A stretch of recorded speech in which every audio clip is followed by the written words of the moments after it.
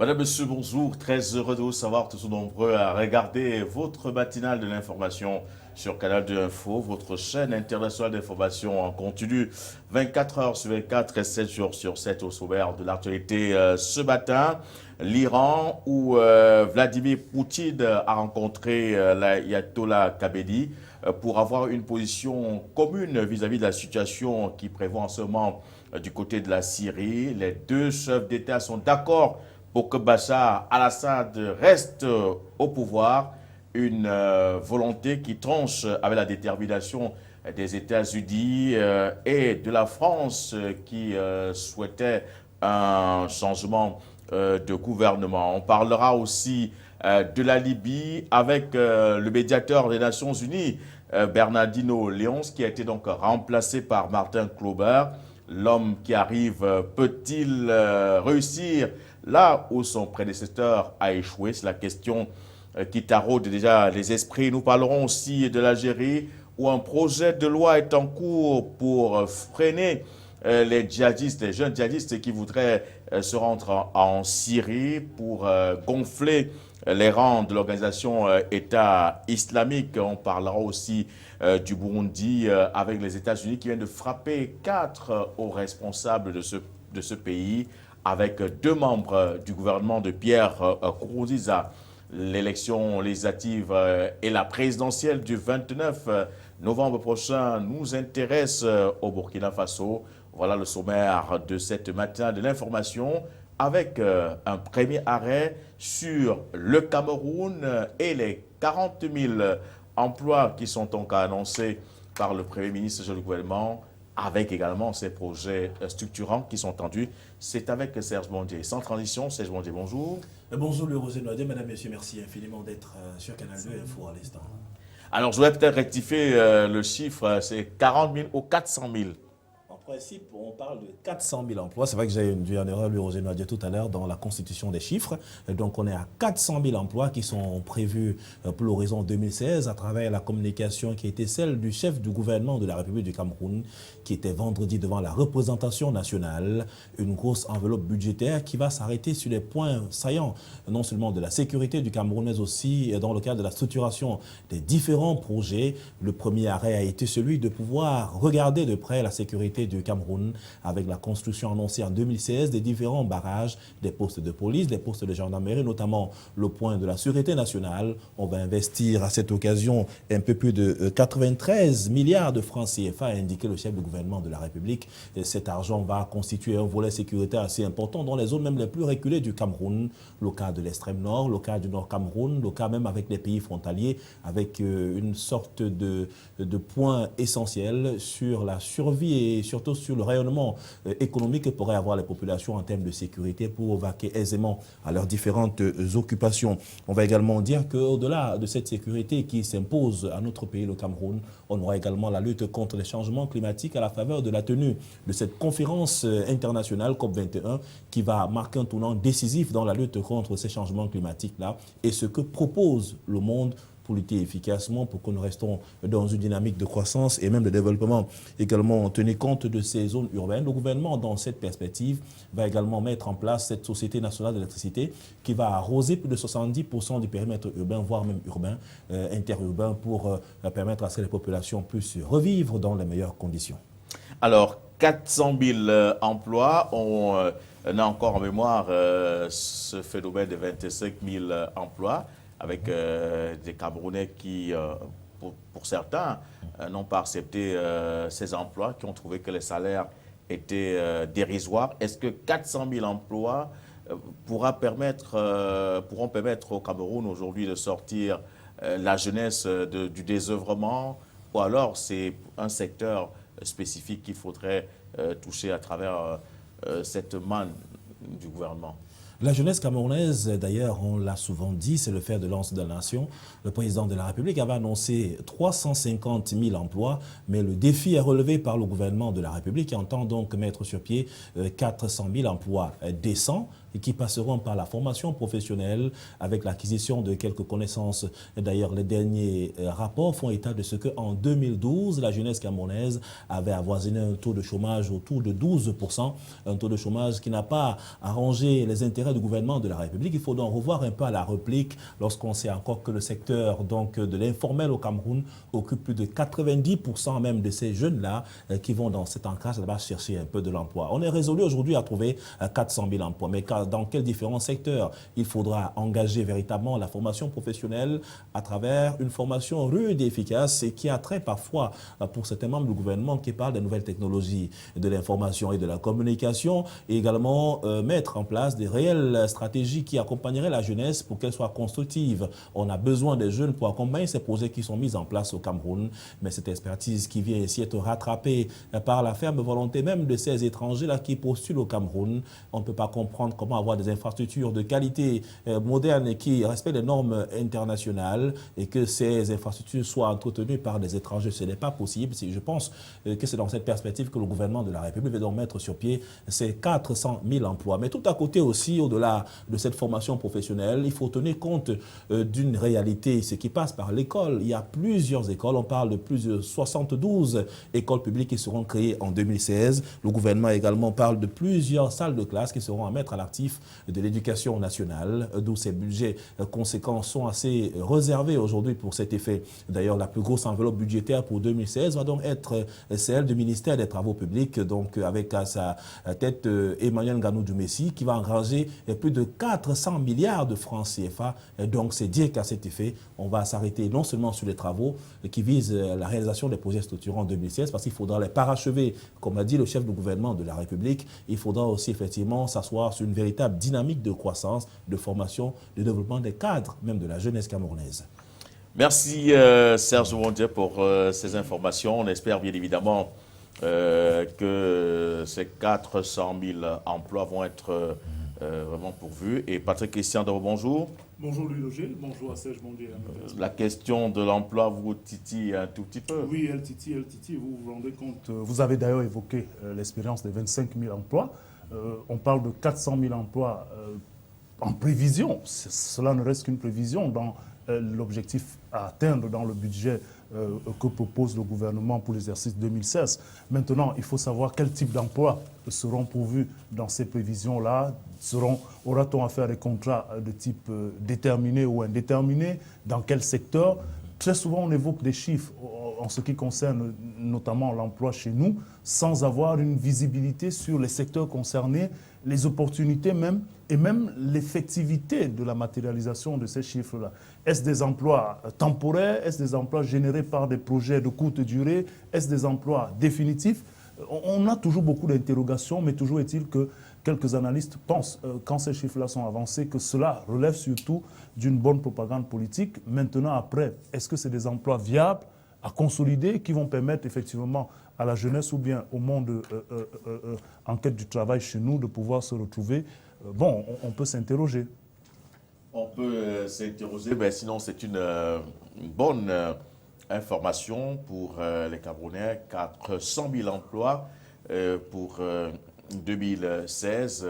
Et ben, lorsqu'on regarde également le budget du Cameroun dans ses détails, cet aspect n'était pas aussi évident. Certainement que ce sont des mesures à mettre en œuvre par le gouvernement pour contenter bien évidemment cette jeunesse qui a besoin de formation et surtout d'un emploi décent. On va aller tout de suite parler de cette rencontre entre Vladimir Poutine et Ayatollah Khomeini, le guide suprême qui voudrait, avec bien évidemment son homologue russe, essayer de conforter leur position par rapport à la situation qui prévaut en ce moment du côté de la Syrie. Pour Vladimir Poutine et l'Ayatollah Khomeini, il est question de maintenir Bachar al-Assad au pouvoir et non de le renverser.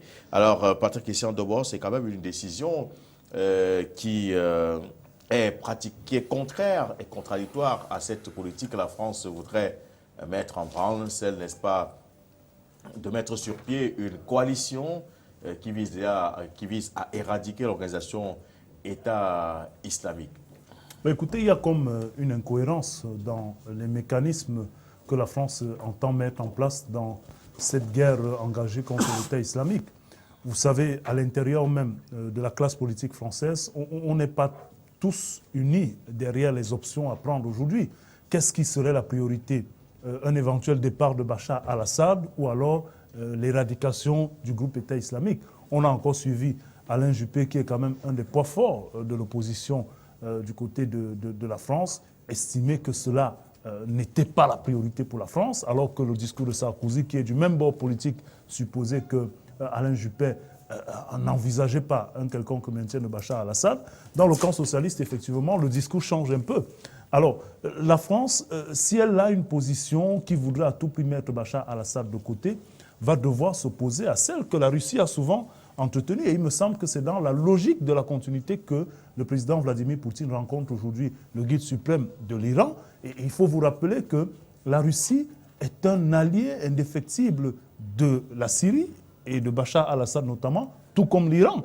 Et je voudrais quand même qu'on revienne sur le fait que l'Iran, avec des troupes du Hezbollah iranien et du Hezbollah du côté du Liban, est pratiquement le seul pays qui, même si on n'en parle pas trop, a des troupes quand même sur le sol en Syrie.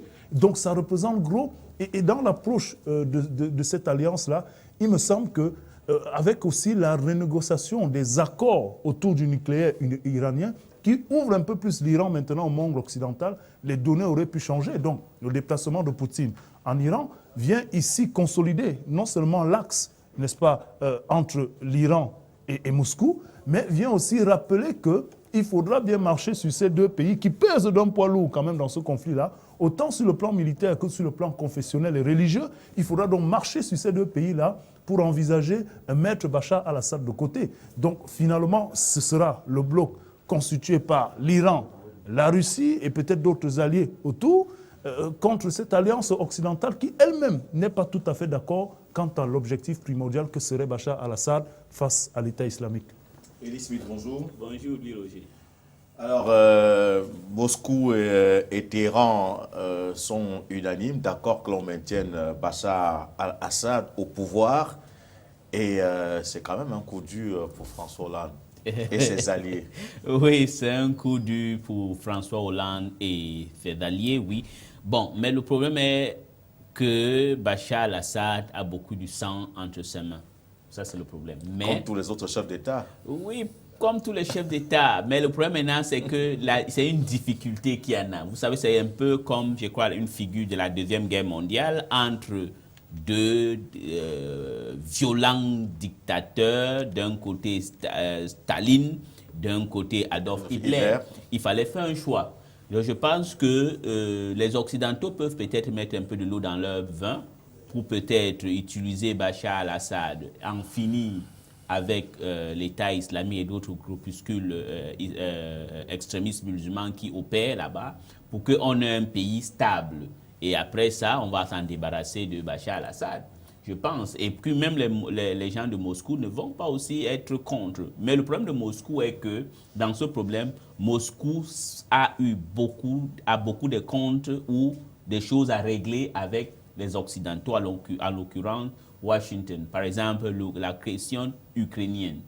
Et puis aussi dans l'influence de Moscou dans le Moyen-Orient. On voit que partout où Moscou, avec des influences, les Américains n'ont pas respecté le pacte qui existe. On doit être honnête en disant ça. Même en Asie centrale, dans les pays, les anciens blocs soviétiques, on voit un peu que Washington et ses alliés essaient d'attirer tous les pays qui étaient les anciens satellites, par exemple la Géorgie, l'Ukraine, tous ces pays-là. Et puis quand vous allez au-delà, les pays comme Kyrgyzstan, Kazakhstan, tous ces pays-là, les Américains sont en train de faire un peu de forcing. Donc, je pense qu'au-delà de ce problème, Moscou veut aussi continuer à avoir un mot à dire au Moyen-Orient. Il faut savoir que, par exemple, il y a un port, le port de Lakitia, c'est en anglais, en français, je ne sais pas. C'est le seul port que Moscou contrôle dans le Moyen-Orient. Si Moscou perd la Syrie, Moscou a déjà payé un autre grand allié en Afrique, dans le Moyen-Orient, qui est l'Égypte.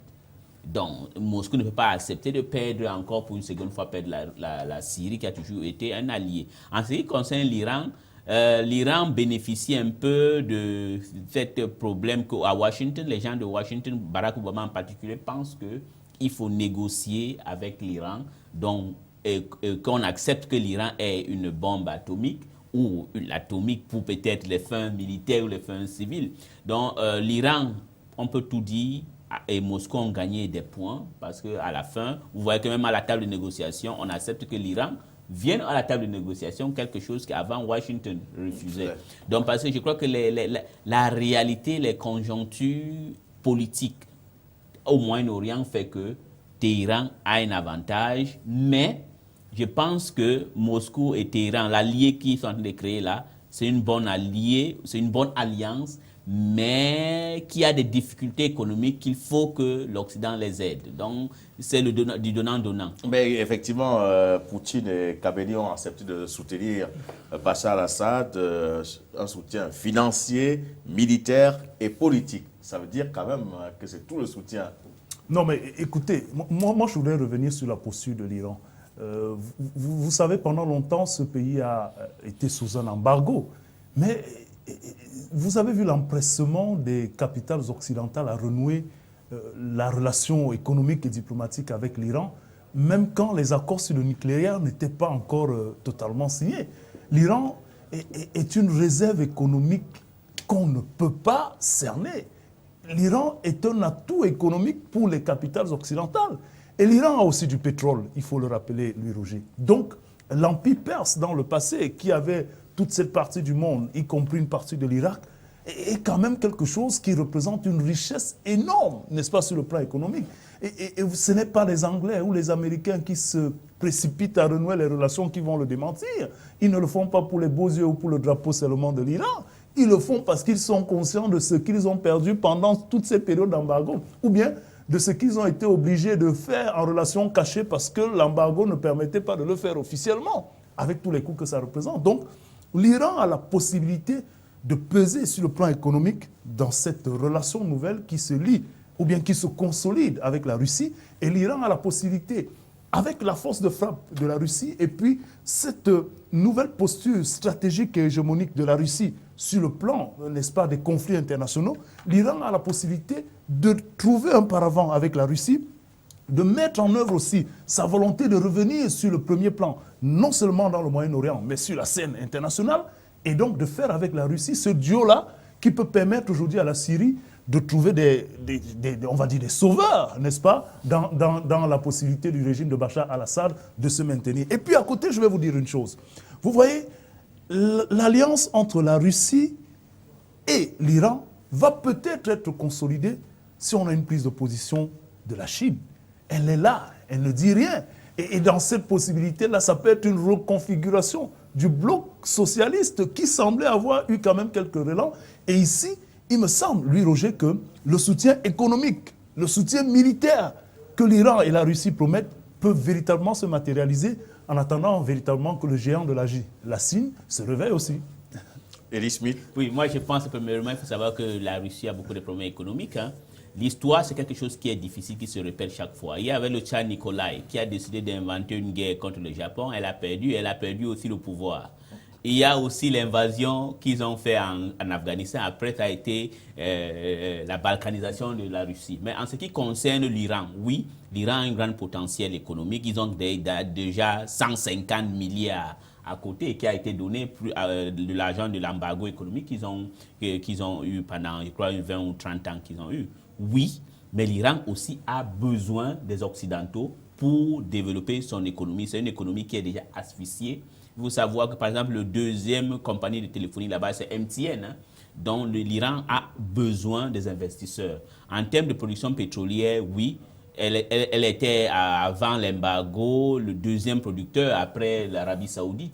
Et bientôt, le brut iranien serait sur le marché mondial, qui va aussi créer un problème de crise économique parce que ça va forcer que le prix du baril de pétrole baisse. Je crois que ça va même aller jusqu'à peut-être à $20. Et ça serait un problème pour l'Arabie Saoudite elle-même, ça serait un problème encore pour la Russie, parce que c'est un pays qui produit beaucoup de pétrole. Donc je pense que dans tous ces problèmes-là, moi, je pense qu'il faudra qu'on voie un peu la stabilité de la Syrie.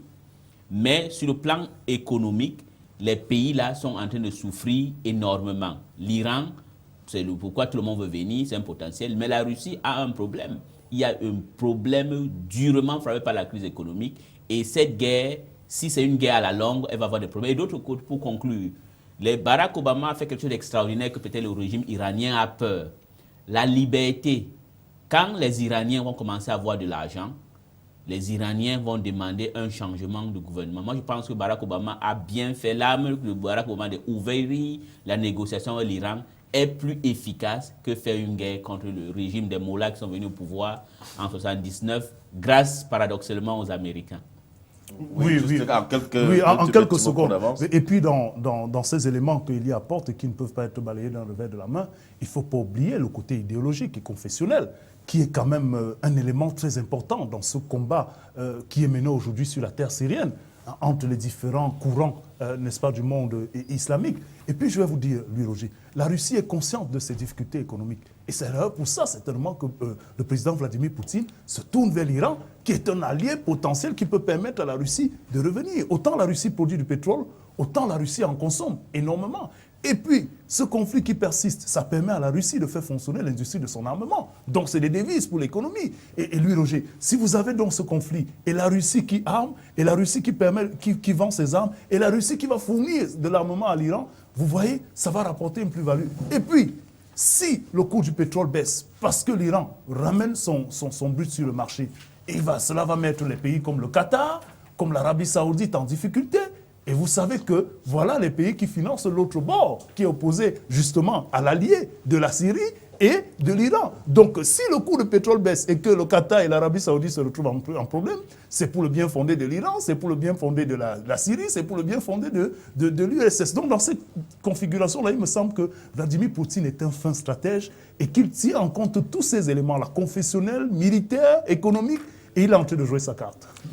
Vladimir Poutine qui joue donc sa carte et pour conforter sa position de l'homme politique le plus puissant du monde sur le classement du magazine américain Forbes. Alors on parlait de l'Algérie qui est en train de préparer un projet de loi pour sanctionner désormais ces jeunes qui veulent faire partir des kamikazes. On parle d'un projet de loi qui pourra aller jusqu'à condamner un jeune djihadiste de 5 à 10 ans de prison ferme avec des amendes allant de 1 000 à 5 000 $. Est-ce que ces mesures, Elie Smith, pourront véritablement émousser cet enthousiasme-là que beaucoup de jeunes Algériens aujourd'hui a fait partie des terroristes? Non. Non, vous devez savoir que si on revient sur ce gouvernement-là, c'est un gouvernement illégitime. Vous devez savoir que le problème de l'Algérie commence en 1991, quand le Front islamique du salut a gagné les élections et que la même France, parce que les Occidentaux savent qu'il n'est pas bon, il faut être objectif. La même France a Ils ont la mémoire courte parfois. Exactement. Non, ils savent bien ce qu'ils font. Ils sont seulement malhonnêtes. La même France a tout fait pour qu'on annule les élections. À l'époque, vous aviez des grands champions de FLN, Abbassi, Madani et un certain Ali Belhadj. Et après, il y a eu la crise successive qui a donc fait que beaucoup des Algériens se sont révoltés contre ce gouvernement de FLN qui a gagné les élections en 5 ans, dans les années 62, pour devenir le parti en Algérie. Non, pour arrêter le terrorisme ou empêcher les Algériens d'aller grossir les rangs de djihadistes au Moyen-Orient ou en Afrique subsaharienne, il faudra seulement d'abord par l'éducation et le travail. Donner le travail aux enfants algériens. Parce que beaucoup des enfants algériens y vont, c'est par frustration politique, il n'y a pas de liberté en Algérie. Deuxièmement, c'est le chômage.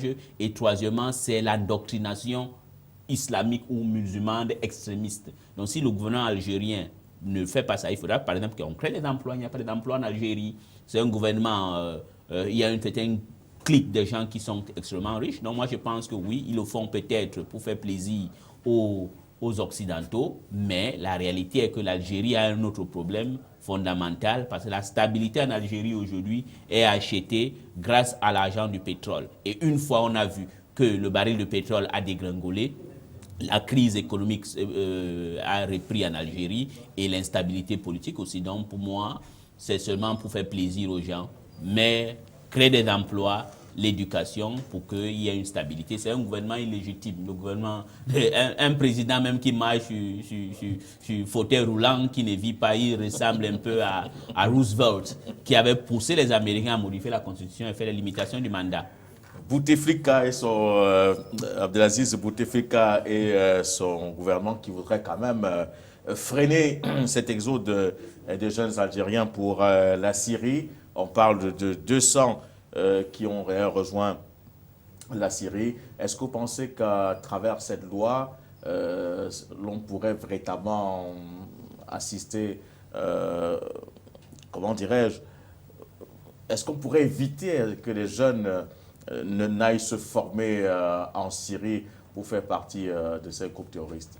Ouais, lui, Roger, on ne jugera de l'efficacité de cette loi-là que lorsqu'on aura observé sur une certaine période si effectivement les velléités ou les tentations qui encourent aujourd'hui le monde et la jeunesse algérienne sont stoppées ou bien freinées. Mais s'il faut revenir sur la position de l'Algérie, on va simplement dire que cette loi est une loi. Elle reste une loi et elle a peut-être son pesant d'or en attendant de juger son efficacité, comme je l'ai dit tantôt. Mais l'Algérie revient de loin.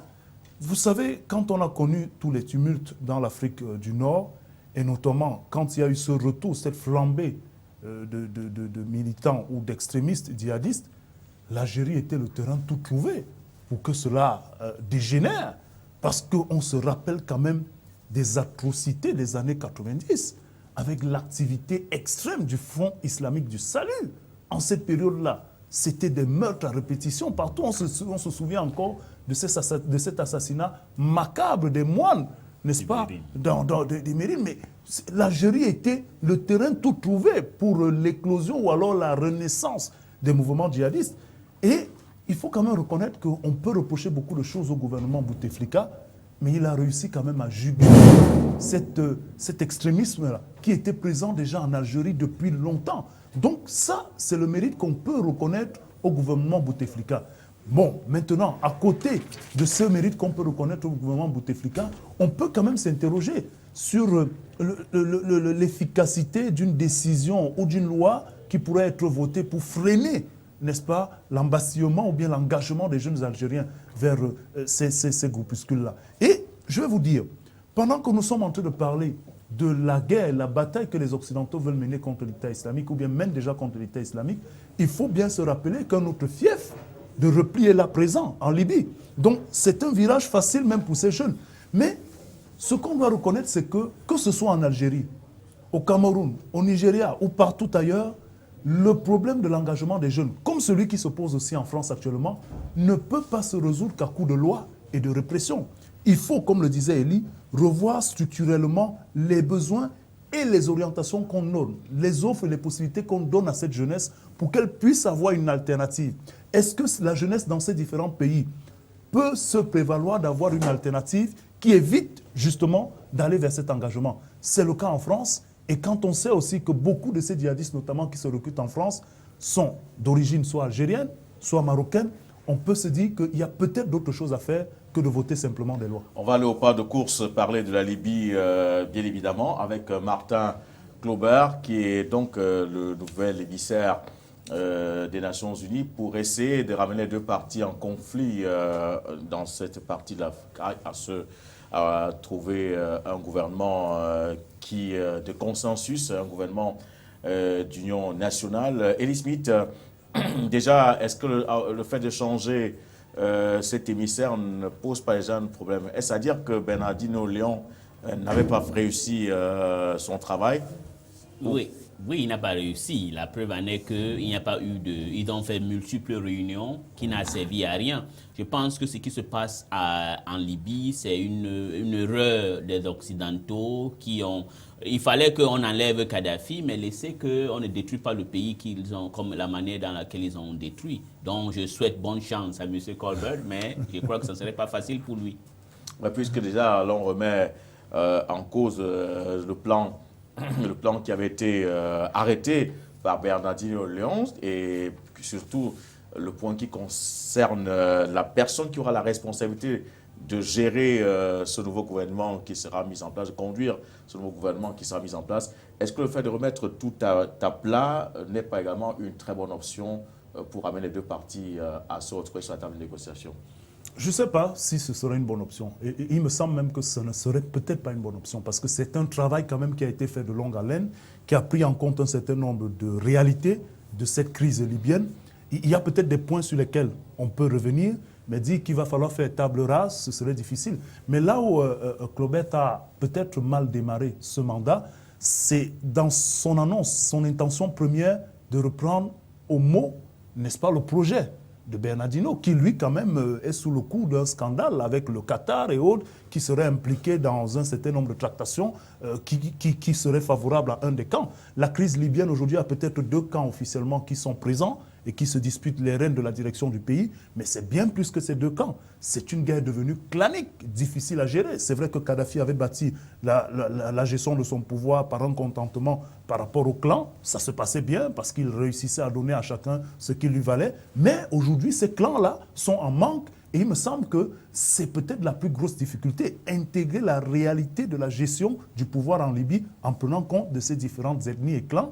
Et le cas de cet accord qui devra être signé doit pouvoir peut-être pas être remis totalement en cause, mais prendre les éléments les plus probants et intégrer la réalité clanique qui existe aujourd'hui en Libye. Alors, vous parlez des réalités claniques, on a également décelé ces clans du côté du Burundi, où les Nations Unies viennent donc de frapper quelques proches de Pierre Nkurunziza, que mon ami Elismi n'aime pas tellement. Bon, c'est son droit.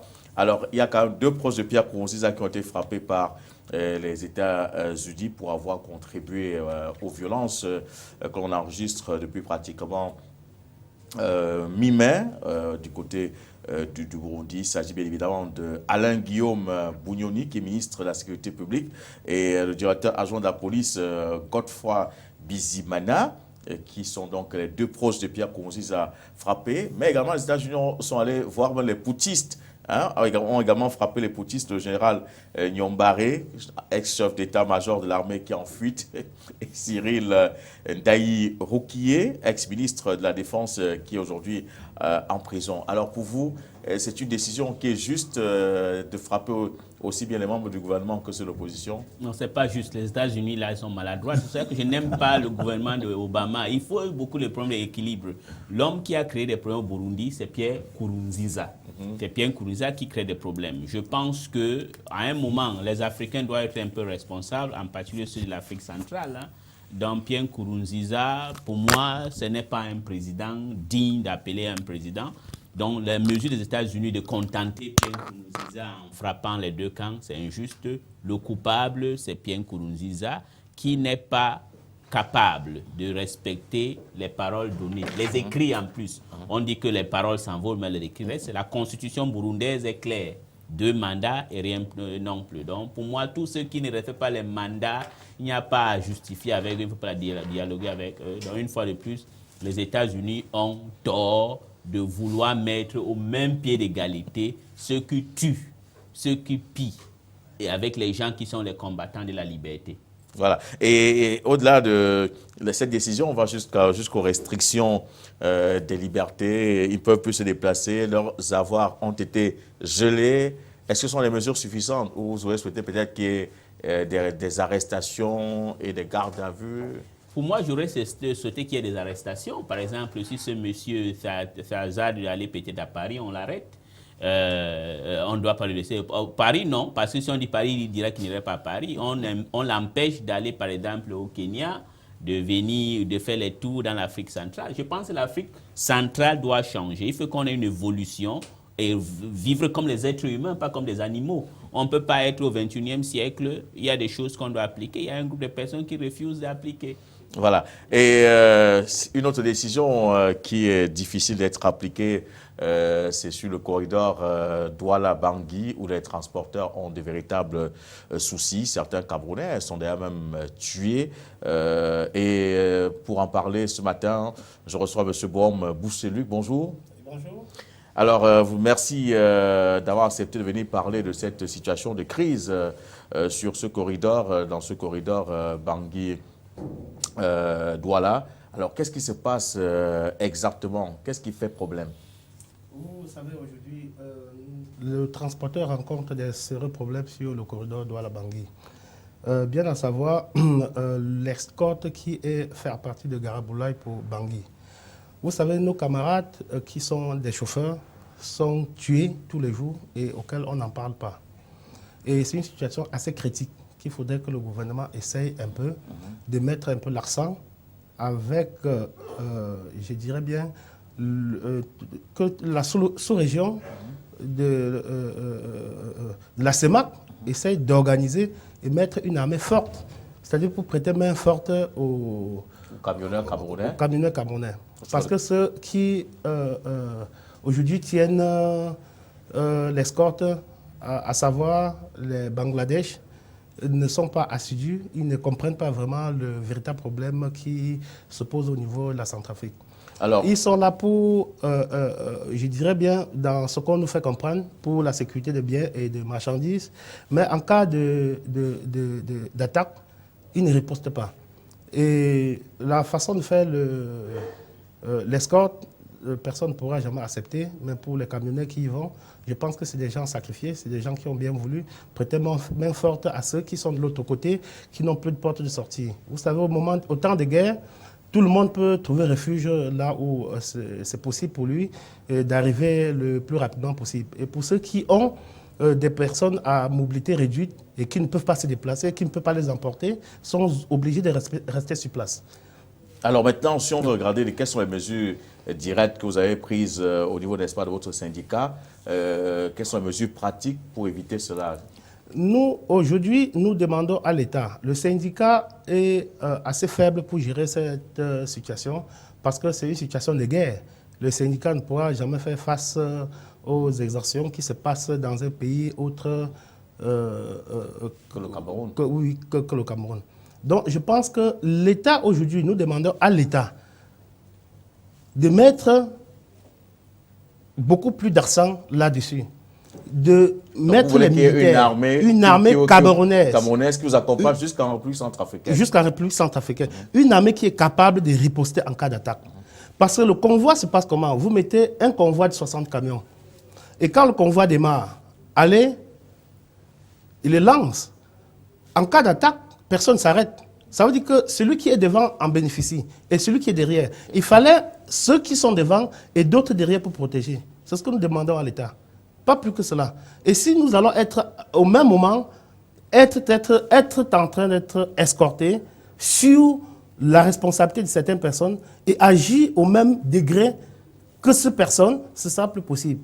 Pour nous, nous pensons que l'État devrait associer tous les partis. C'est-à-dire que la zone CEMAC devrait se réunir pour trouver la sortie des crises à cette situation. Plus que si, aujourd'hui, nous arrêtons à desservir la Centrafrique, nous allons les asphyxier, ils vont mourir de faim. Nous prenons sur nous aujourd'hui l'engagement, le risque d'aller au moins les porter secours. Donc, ce problème, quand même, devait être géré par les deux parties, la partie camerounaise et la partie centrafricaine. Pourquoi vous ne demandez pas aussi de l'aide côté Centrafrique pour repréciser peut-être les missions que vous souhaiterez voir implémentées sur le terrain par cette force multinationale? Vous savez, aujourd'hui, la Centrafrique est divisée, la Centrafrique est en guerre. Un pays en guerre ne saurait avoir autant de potentialité en ressources de personnes à aller faire front à cette situation des personnes où nous connaissons où ils sortent. Hein. C'est une guerre pas entre États, c'est une guerre de personnes que nous ne les maîtrisons pas. Hein. Et aujourd'hui, si la Centrafrique, une fois de plus, il faut bien savoir, la Centrafrique aujourd'hui n'a pas de gouvernement. La Centrafrique aujourd'hui n'a pas d'armée forte. Comment est-ce que nous pouvons demander à un pays comme la Centrafrique? Et si aujourd'hui, nous ne pouvons pas essayer de revoir le problème dans le fond, nous serons, à un moment donné, être en train de gérer le problème comme ce qui s'est passé en France, parce qu'on sera envahi par les Centrafricains qui n'auront la simple raison, la simple pensée de savoir qu'il faut quitter la Centrafrique pour aller trouver refuge ailleurs. Et je dirais bien, l'endroit propice pour les Centrafricains, c'est le Cameroun. C'est-à-dire qu'aller très rapidement et tomber dans un pays voisin, c'est le Cameroun. Mais est-ce que vous êtes prêt aujourd'hui, parce que dans la négociation ici, il faut faire des propositions, est-ce que vous êtes prêt, par exemple, à demander à l'État du Cameroun de mettre à votre disposition et à votre charge des éléments pour vous accompagner, comme cela se fait aujourd'hui pour les établissements de microfinance qui demandent d'avoir des hommes en armes devant leurs institutions? Évidemment, c'est notre préoccupation. Parce que quand nous parlons du gouvernement, personne ne pourra se passer au-dessus des actions gouvernementales. Vous avez entrepris ces démarches, hein? Oui, nous avons écrit, nous avons fait déjà nous avons arrêté le travail en plusieurs reprises. Je pense que l'État devrait déjà comprendre l'urgence. On ne doit pas à tout le moment être tenté de titiller les gens. Ils vont comprendre que cette population a besoin aussi d'être nourrie. Hein? Et pour être nourrie, c'est quoi? Ils n'ont pas de port. Tout ce qui arrive en Centrafrique passe par le Cameroun. Le Cameroun, c'est un port de transit. C'est-à-dire qu'il peut desservir le Tchad, la République centrafricaine, jusqu'au Darfour. Alors, pour vous qui êtes des opérateurs économiques, parce qu'il faudrait qu'on mette, on essaie, n'est-ce pas, de voir cet aspect, l'aspect économique. Lorsque vous mettez, par exemple, 60 camions en route, en termes de coûts, qu'est-ce que ça vaut et comment pouvez-vous, n'est-ce pas, vous livrer à la merci de ces coupeurs de route avec un investissement aussi colossal? Vous savez, quand on est engagé dans un métier, à un moment donné, c'est pas parce qu'on veut de l'argent, on veut s'épanouir. Tout homme veut s'épanouir. On ne veut pas forcément, pour quelqu'un qui aurait gagné peut-être 10 millions d'euros pour un jeu au hasard. Je pense que pour lui, il ne sera pas possible d'accepter de rester à la maison et manger 10 millions d'euros. On a besoin de sortir et aller un peu perdre du temps comme tout reste de personnes. Donc pour moi aujourd'hui, je pense qu'il y a des voies que l'État s'interroge, que l'État comprenne que la situation est urgente, qu'aujourd'hui, qu'il faut rassembler les partis qui peuvent en discuter sur le sujet et trouver des solutions. Ensemble, qu'on associe les idées pour pallier à cette situation qui prévaut en ce moment en République centrafricaine. Alors, je voudrais qu'on parle maintenant sur le volet des morts. Déjà, combien de morts côté camerounais depuis pratiquement plusieurs mois que cette crise perdure? Vous savez, je ne peux pas estimer aujourd'hui le nombre de morts, mais sinon, si vous pouvez aller vers le BGFT, M. LH Omaro, qui est régulièrement présent dans les scènes pareilles, il pourra vous donner le chiffre exact. À notre niveau, nous, syndicalistes, nous avons un devoir à faire. Accompagner les transporteurs. Veiller à ce que les transporteurs aient moins de problèmes sur le corridor. Veiller à ce que les transporteurs puissent vaquer à leurs occupations sans problème. Voilà. Merci, M. Bohom Bousseluc, d'être venu. Vous êtes conseiller technique du syndicat des transporteurs routiers du Cameroun. On espère que ce cri de cœur sera bien entendu suivi par les autorités camerounaises et centrafricaines. Alors, on va sortir avec vous, Elie Smith, en 30 secondes. Alors, une situation comme ça mérite quand même des solutions assez fortes de part et d'autre. Exactement. C'est que, comme le monsieur vient de dire, la zone CEMAC a montré ses limites, hein, parce que ça fait longtemps qu'on a des crises sur cette corridor, des morts même. Ni le gouvernement camerounais, ni la communauté économique de l'État de l'Afrique centrale ne fait rien. Et ça, ce n'est pas bien. Et comme il a dit, si rien n'est fait, un jour, on aura un certain déversement de beaucoup de Centrafricains qui vont venir ici et ça va déstabiliser notre pays et la sous-région. Et ce n'est pas le souhait de nos chefs d'État de la sous-région. Donc, ils doivent agir maintenant. Voilà, agir maintenant. Merci, monsieur, d'être venu. Nous sommes arrivés au terme de cette matinale de l'information sur votre chaîne internationale d'information en continu et Canal 2 Info. Nos programmes se poursuivent. Ne quittez pas.